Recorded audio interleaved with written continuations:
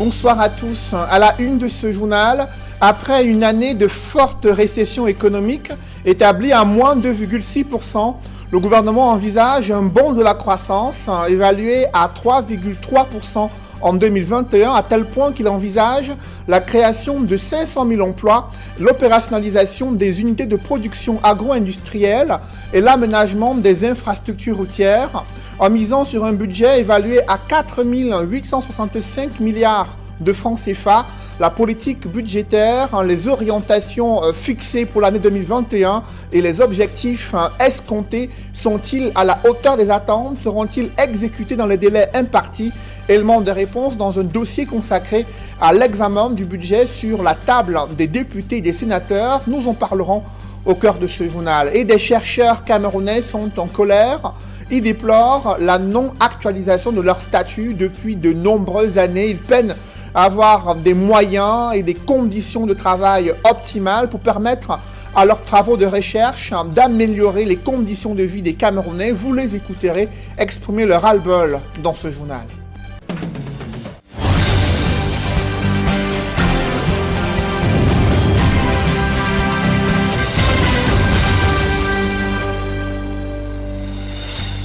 Merci de suivre cette édition complète de l'information sur Equinox Télévision. Cap d'abord sur l'un des bassins agricoles du Cameroun qui croupit toujours dans le sous-développement infrastructurel. C'est dans l'arrondissement de Loum où les routes sont complètement dégradées depuis de nombreuses années. Les travaux d'aménagement observés en début d'année 2020 ont été interrompus au grand désarroi des usagers qui déplorent la pénibilité, la mobilité urbaine, notamment dans la ville de Loum, située dans le département du Mungo. D'autres précisions dans ce reportage signé Jacques Mollon et Nadine Yambou. Loum, un des bassins de production agricole dans le département du Mungo, n'est plus que l'ombre de lui-même. Ces routes sont jonchées de nids de poules, crevasses et autres zones de turbulence. Même les voies d'accès sont impraticables, donnant du fil à retordre aux usagers. Bref, circuler dans la ville de Loum est un véritable calvaire. L'état de route de Loum, vraiment, ça nous de pleurs. C'est des routes qui nous donnent excessivement de travail. Et surtout aussi avec la descente du marché. L'axe la plus prioritaire, la descente du marché, elle est trop avancée. Donc même, c'est très difficile même d'y accéder parce que vraiment c'est grave. À Loum, la dégradation du réseau routier incarne toutes les peurs en raison des cas d'accidents souvent enregistrés ici. Que ce soit au lieu-dit Bonquin, Godi ou l'axe qui mène au marché de la ville. Un doigt accusateur est pointé en direction de la mairie qui peine à réhabiliter les routes. La mairie vraiment qui devait faire le strict minimum pour nous dans ce sens-là. Je ne sais pas pourquoi aussi qu'après une élection comme celle-là, elles ne font pas l'effort aussi d'y penser. Vraiment, Dieu nous a beaucoup aidés, nous la population de Loum, en nous donnant une carrière. C'était mieux qu'ils partent là-bas, ils ramassent. On n'achète pas, on vexe sur nos routes. Il faut que monsieur le maire essaie de nous voir aussi ça. Nous, on est vraiment mal à l'aise pour l'état de la route là-bas. Il est bien vrai que quand on parle d'un axe central, vraiment, je suis vraiment dépassé avec les routes à l'eau. Je ne sais pas, il peut quand même faire l'effort de rendre les trous quand même. Mis sur le banc des accusés, le maire de Loum, Guy Kuate Wambo, avoue son impuissance à satisfaire les doléances des populations, évoquant les lenteurs dans le processus de décentralisation au Cameroun. Il faut reconnaître aujourd'hui que la ville de Loum est étendue. Et comme je l'ai dit à l'entame, les mairies ne sont pas capacitées pour faire face à ces différents besoins. Et c'est pour ça qu'aujourd'hui, nous insistons à dire qu'il faut que la décentralisation soit effective. On ne peut pas transférer les compétences sans moyens. Donc franchement, c'est une préoccupation, c'est une quête permanente. Et notre objectif aujourd'hui, c'est de souhaiter que l'État nous capacite pour faire face à ces besoins. Alors que la campagne poulet régionale bat son plein à travers le pays, les populations de Loum dans le département du Mungo espèrent que ces élections vont donner un coup d'accélérateur pour le développement de leur localité. Alors qu'ils sont nombreux, des Camerounais ayant perdu leur emploi du fait de l'impact économique de la crise sanitaire et la crise anglophone, dans un contexte où le pays fait face à une récession économique évaluée à moins 2,6%, le gouvernement se montre optimiste contre toute attente. Il envisage une croissance économique à 3,3% et promet même la création de 500 000 emplois pour les jeunes Camerounais. Comment réagissent-ils à cette annonce faite par le Premier ministre devant l'Assemblée nationale, indiquant le programme économique, social et culturel du gouvernement pour l'année 2021? Des jeunes Camerounais n'y croient pas au regard des multiples promesses faites jusqu'ici et de la réalité des difficultés d'accès à un emploi décent au Cameroun. Ils s'expriment dans ce reportage signé Kediara. Le gouvernement camerounais envisage de créer 500 000 emplois décents au cours de l'année 2021. L'annonce est de Joseph Diangouté, le Premier ministre, chef du gouvernement, alors qu'il s'exprimait ce mercredi face aux députés de la nation. Une annonce qui, il faut le dire, ne suscite pas pour autant les cris enflammés des chercheurs d'emploi. Moi, je ne crois pas à ces choses. C'est du réchauffé, déjà entendu. Si déjà même des formations, après des formations dans nos universités publiques même, je dois dire, nous n'arrivons même pas à avoir un stage. Je ne crois pas que c'est la formation, c'est la création de ces emplois qui sera possible. Ce scepticisme bien assumé se justifie par le manque de confiance que ces jeunes ont développé vis-à-vis de leurs gouvernants. Pour avoir même accès à ces emplois, il va encore falloir avoir quelqu'un derrière. Il va encore falloir monnaie quelque chose. Et ça a toujours été comme ça jusqu'à présent. Des jeunes, pourtant bourrés de talent et de volonté, mais qui, fatigués d'espérer, ont choisi de se lancer dans la débrouillardise. Ils suggèrent aux dirigeants de prendre des mesures bien plus efficaces. Il y a de la pépinière, il y a de la jeunesse capable de montrer de quoi, de gérer aussi les affaires. Mais jusqu'aujourd'hui, on laisse la jeunesse sur le bankskin, sur la vente de camphre et autres. Donc, ce que le gouvernement devrait faire, c'est de créer des emplois réels. Pendant ce temps, le docteur Simon Domilep Basilekin choisit de prendre l'annonce du Premier ministre avec des pincettes de la prudence. On ne peut pas dire que les entreprises qui n'ont pas pu ni importer ni exporter vont tout d'un coup créer de l'emploi.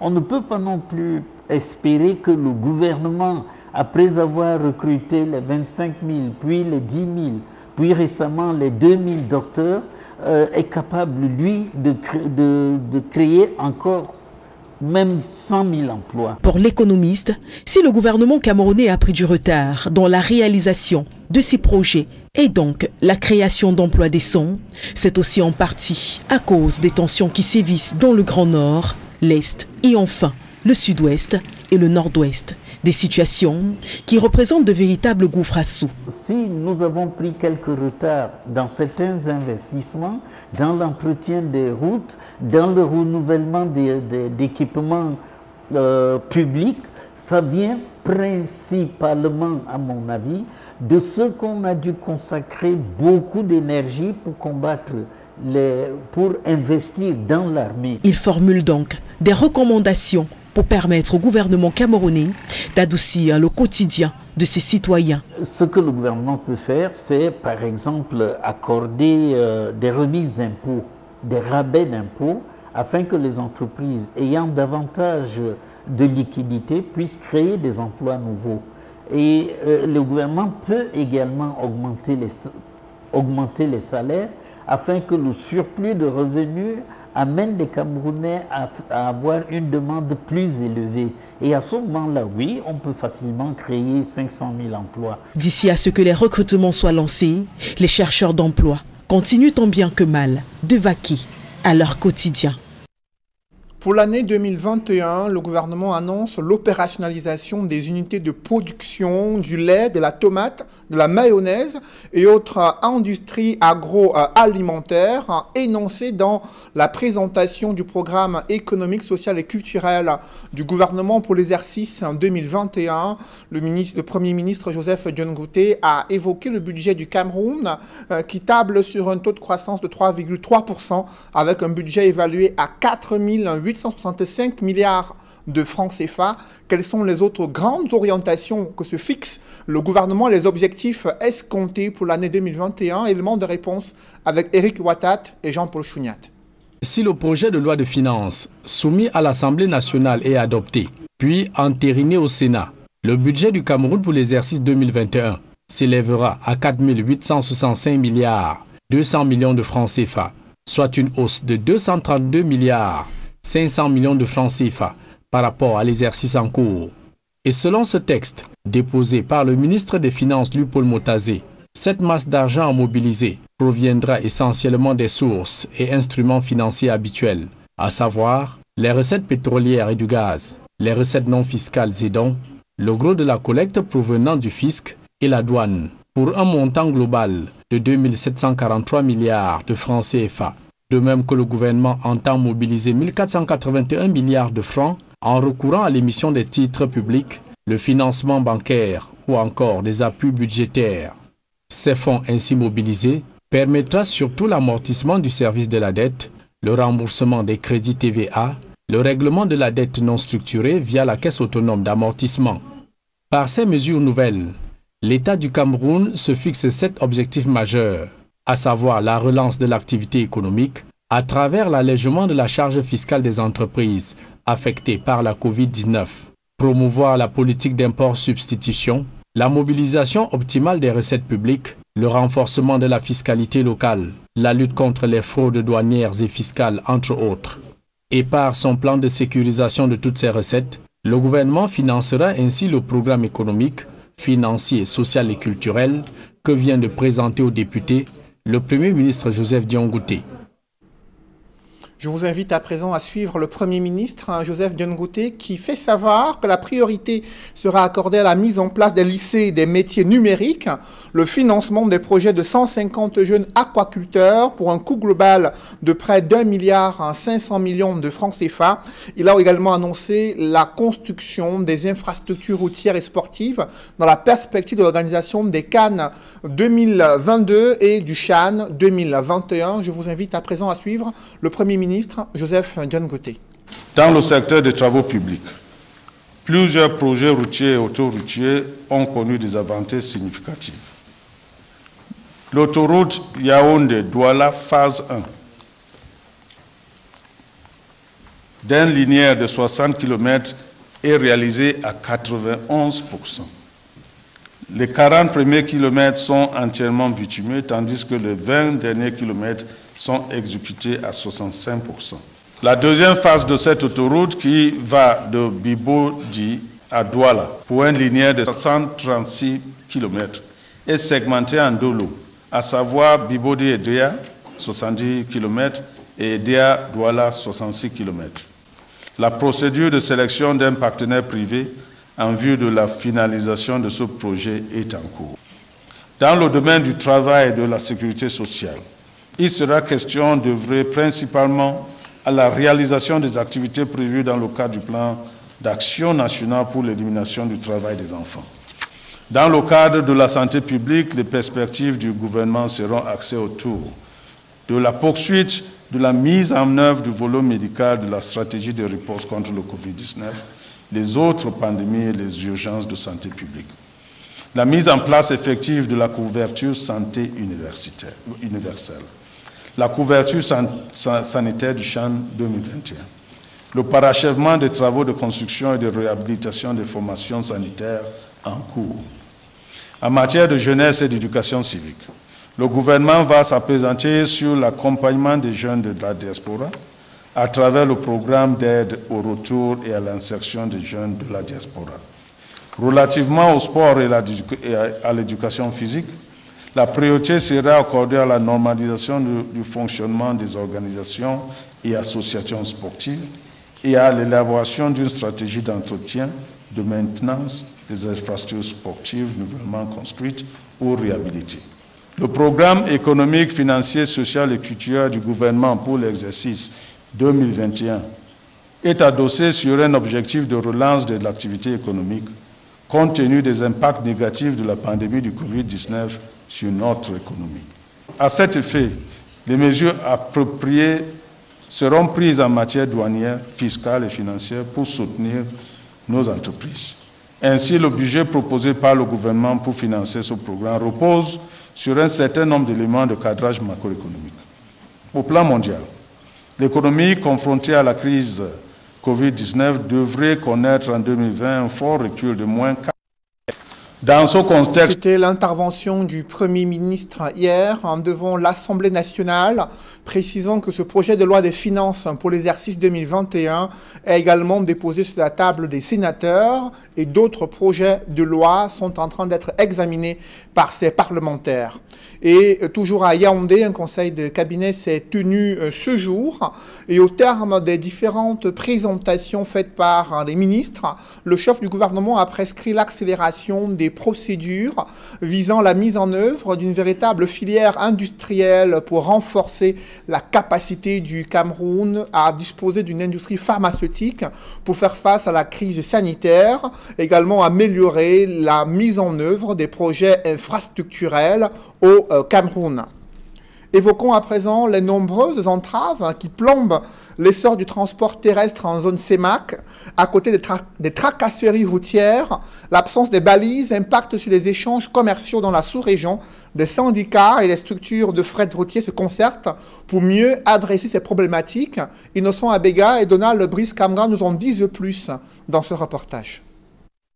C'était une rencontre statutaire, mais le bureau de gestion du fret terrestre pour le Cameroun et le bureau d'affrètement routier centrafricain pour la RCA se retrouvent dans un contexte d'agonie du transport sur les corridors Douala-Bangui, Douala-Djamena. Depuis un certain temps, le transporteur, qu'il soit camerounais ou centrafricain, tchadien, n'arrive pas à répondre à ce qu'on attend de lui. Pourquoi? Parce que le prix qu'on lui donne ne peut pas le faire avancer. Les prix, ils sont à l'origine des inquiétudes des transporteurs camerounais, centrafricains et tchadiens.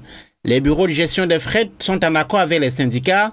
Il faut respecter les tarifs arrêtés. À tous les transporteurs camerounais, centrafricains et qui ont tous été en phase avec nous, ont donc finalement décidé de chacun à son niveau prendre ses responsabilités et d'appliquer le tarif consensuellement arrêté aussi bien au niveau du Cameroun qu'au niveau de la RCA. Donc ce tarif consensuellement arrêté a quand même une date butoir. On a dit qu'à partir du 1er janvier 2021, il faudrait que tout le monde soit arrimé à ce nouvel environnement économique. Les prix planchers, ce sont 3 350 000 francs CFA pour la RCA et 3 300 000 pour N'Djamena au Tchad. Autre préoccupation, le défaut de balises sur les corridors. Il est à l'origine des longues attentes et des pertes financières dans le secteur. Après le chargement, les transporteurs, les véhicules peuvent être immobilisés une dizaine de jours en attente de la disponibilité des balises. Pour résoudre la question des balises, les bureaux de gestion des fret envisagent la mise en place d'un GPS routier pour réduire délais et coûts. Autre résolution, la conjugaison des efforts pour sécuriser les lettres de camions et assurer les paiements en ligne. Chercheurs camerounais dénoncent leurs mauvaises conditions de travail, lesquelles s'aggravent en raison du statut obsolète du chercheur au Cameroun. Il date d'une quarantaine d'années, malgré les multiples appels, il n'a pas été toiletté. Du coup, ils déplorent cette situation et appellent à la révision de leur statut, la révision du départ de l'âge de départ à la retraite et ainsi que l'augmentation du budget dédié à la recherche au Cameroun afin qu'il contribue à l'émergence socio-économique du pays. Le syndicat des chercheurs s'est exprimé dans ce reportage signé Emmanuel Diop et Marcelin Gansop. Régi par un statut qui date de plus de 40 ans, les chercheurs camerounais s'estiment lésés. Ça fait plus de 20 ans que les chercheurs pleurent, que les chercheurs disent au gouvernement que nous pouvons porter le développement. Et on ne comprend pas. Le chef de l'État a créé un compte spécial de modernisation de la recherche en 2009, mais que le chercheur qui exerce à titre principal les missions de recherche et de développement soit totalement exclu de ce compte-là. Les questions de développement font partie de l'ADN des chercheurs. Mais ils se retrouvent un peu dans un environnement où ils sont tellement frustrés parce que l'État ne les accompagne pas suffisamment au niveau du financement de la recherche. Cette frustration est d'autant plus grande que le financement alloué à la recherche est presque insignifiant comparativement à ce qui se fait ailleurs. Nous voyons un peu comment le Maroc, l'Égypte essaient un peu de mettre l'accent sur le financement de la recherche en augmentant leur produit intérieur brut. Et on voit ce que ça a comme impact dans le monde globalement. Quand on parle de la proportion du PIB, on se rend compte que dans la période de 2000-2015, cette proportion est quittée de 1,5 à 1,7%. Alors qu'au Cameroun, nous sommes encore à 0,04%. Je ne sais pas s'il y a un pays au monde. Une semaine après l'adoption de la stratégie nationale de développement 2020-2030, le syndicat national des chercheurs du Cameroun monte au créneau pour revendiquer la place et le rôle de la recherche dans l'atteinte des objectifs fixés à travers l'amélioration de leurs conditions de travail. Donc nous voulons dire au gouvernement en réalité que nous sommes prêts pour porter cette vision 2035, qu'on comprenne qu'en réalité, on a besoin d'un cadre juridique conséquent, par exemple la révision du statut des chercheurs, la promulgation d'une loi portant orientation de la recherche, et on a besoin également de relever la proportion du PIB alloué à la recherche. Il y a donc lieu de baliser la voie en vue d'une contribution efficace des chercheurs à la stratégie nationale de développement que vient d'adopter le gouvernement. Nous attirons simplement l'attention du gouvernement parce qu'on a 80% des directeurs et maîtres de recherche qui ont retraite dans 2 ans. Ce sont des compétences qu'on ne doit pas perdre. Il n'y a qu'au Cameroun qu'on a les maîtres et directeurs de recherche qui vont à la retraite à 55 ans. Dans le monde entier, on sait que c'est entre 65 et 70 ans. Parce que le secteur de la recherche, c'est un secteur spécifique. On ne comprend pas comment est-ce que le président depuis 2001 a demandé la refonte du statut des chercheurs.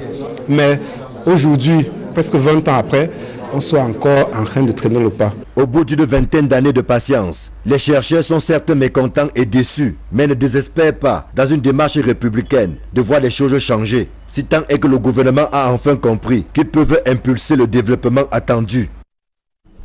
La lutte contre la pandémie du Covid-19 a mis en veilleuse d'autres pathologies. Le paludisme, par exemple, reste la première cause de mortalité en Afrique, mais il attire de moins en moins l'attention des autorités sanitaires au Cameroun. Des acteurs de la société civile s'inquiètent pour la santé des patients camerounais. Évocation avec Joël Lessengue et Aïk Cyril. C'est un sentiment d'amertume qui anime des acteurs de santé à Yaoundé. Depuis l'avènement du coronavirus, d'autres maladies semblent avoir été oubliées. On a l'impression que les autres maladies n'existent plus. On a plus mis l'accent sur la Covid. Ça fait que même dans les hôpitaux, on ne voit plus beaucoup de malades de palu parce que les gens ont déserté. Malgré les effets dévastateurs du coronavirus, le paludisme par exemple reste la première cause de mortalité dans le monde. Des acteurs de santé conseillent de rester vigilants vis-à-vis du paludisme, tout en observant les mesures barrières contre le coronavirus. De la même façon, nous respectons les mesures barrières contre la Covid. Nous le ferons également avec le paludisme. Ça veut dire que nous devons dormir sur la moustiquaire, imprégnée, déjà. Nous devons éviter de laisser nos eaux ouvertes. Ça veut dire qu'on peut les fermer. Si on a même les seaux d'eau dans la maison, on peut les fermer de peur que le moustique ne se développe. Donc il y a également des mesures que nous pouvons prendre, même pendant la Covid-19. Ça ne doit pas nous empêcher de penser que le paludisme est là et c'est là réellement. La vigilance est d'autant plus de mise que les symptômes se ressemblent et peuvent prêter à confusion. Les symptômes se ressemblent comme 2 gouttes d'eau. Si bien que ceux qui ont la Covid ont peut-être l'impression que c'est le palu et ceux qui ont le palu pensent que c'est la Covid. Donc ça crée un petit flou, ce qui fait que les gens n'arrivent pas à se soigner correctement parce qu'ils ne savent exactement quelle maladie ils ont. Sous la houlette de Impact Santé Afrique, Yaoundé abrite une session de formation qui vise à accroître les connaissances des acteurs de santé sur le paludisme et le Covid-19. La plus-value ici de ce séminaire, c'est qu'il forme les OSC ici dans la lutte contre le paludisme en contexte Covid. Le séminaire me permet de faire la différence entre le paludisme et la Covid parce qu'on nous explique exactement les symptômes et on nous explique aussi les similitudes. Des organisations de la société civile ainsi que des organisations dites à base communautaire impliquées dans la lutte contre le paludisme en contexte Covid prennent part à la formation. Initialement prévu ce jeudi, les obsèques du bâtonnier Kakonte Patié Charles ont été reportées à une date ultérieure. En attendant le nouveau programme, des veillées sans corps sont organisées au domicile de la famille du défunt Konsamba dans le département du Mungo, là où se recueillent avocats et les proches du défunt. Reportage avec Cyril Ndjemba et Sylvestre Zangao. Vêtus de leur robe, c'est en nombre que les avocats ont pris part à la messe dite en la mémoire du bâtonnier Charles Tchakouté Pati au domicile de ses parents, au quartier 600 Konsamba. Une veille sans corps très courue, meublée de prières et de témoignages. La douleur, elle est vive, elle est immense. Aujourd'hui, nous lui rendons l'hommage mérité parce que le bâtonnier, l'avocat et le père que Maître Charles Tchakouté était nous manquent. Un homme qui savait se battre pour ses frères et pour ses confrères. Un homme qui était au four et au moulin toutes les fois que la défense était touchée. Comme des enfants qui se souviennent de leur père, prompts à voler à leur secours, quelles que soient les difficultés, les avocats se lamentent du départ de leur bâtonnier, surtout en ces temps où beaucoup d'entre eux traversent des moments difficiles. Tant qu'un avocat était en difficulté, comme tu aimais dire, tu perdais le sommeil. Hélas, depuis que tu es mort, on se rend bien compte que tu n'es plus là. Les incidents de la dernière fois montrent à suffire que tu n'es vraiment plus là. Tu nous laisses, comme on dit, au carrefour. Jamais bâtonnier, la réaction d'un bâtonnier n'était autant acquise. Jamais. Parce que je le dis, et dans la fuite d'un bâtonnier. Initialement prévu le week-end prochain, les obsèques du bâtonnier Maître Charles Tchakouté Pati ont été reportées à une date ultérieure. Un public dans ce journal, Orange Cameroun inaugure le village Moumour dans la région septentrionale. Objectif pour Orange, c'est de réhabiliter à la fois les infrastructures scolaires et d'autres services sociaux de base afin d'améliorer les conditions de vie des populations. Reportage.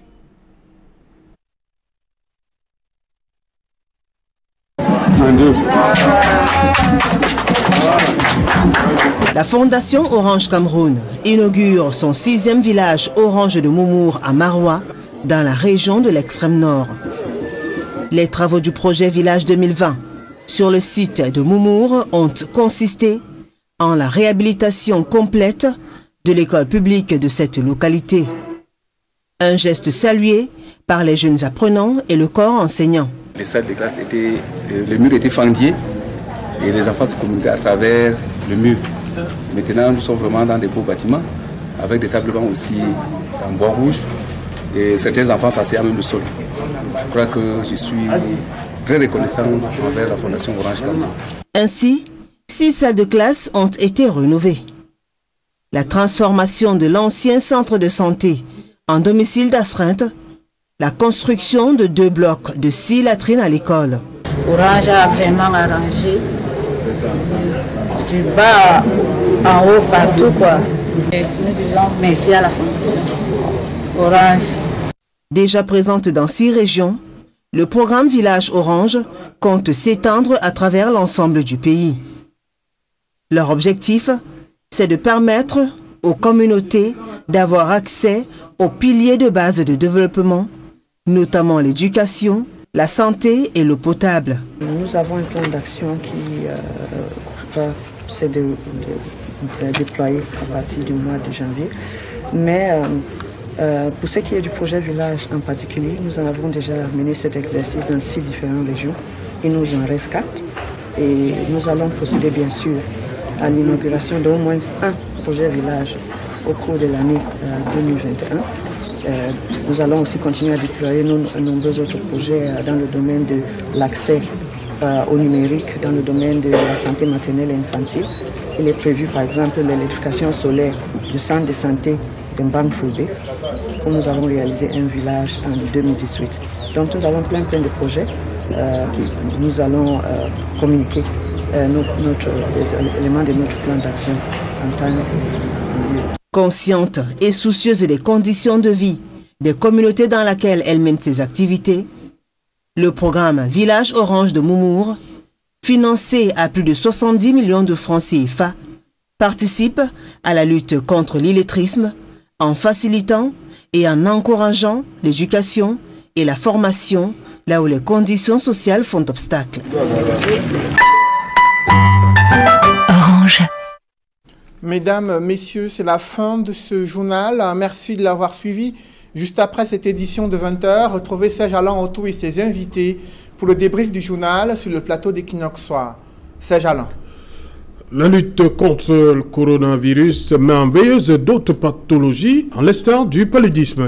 La société civile tire la sonnette d'alarme au regard des cas alarmants de paludisme enregistrés au Cameroun. Le paludisme qui continue d'être l'une des maladies les plus meurtrières dans le pays. Et la stratégie de lutte, elle, est en train de s'essouffler. Ça s'inquiète ainsi ces acteurs de la société civile et d'autres spécialistes de santé publique qui attirent l'attention du gouvernement sur la nécessité de financer également la stratégie de lutte contre le paludisme et permettre à de nombreuses familles de disposer des moyens à la fois de prévention et des moyens de lutte contre la maladie, le paludisme. Serge Alain. Voilà, madame, monsieur, c'est donc l'essentiel. L'Equinox Soir, deuxième partie. Bonne soirée à vous, Cédric. Bonne soirée à vous, Serge Alain. Et bon week-end à vous également. Je vous souhaite également un très bon week-end. Rendez-vous lundi 20h. Madame.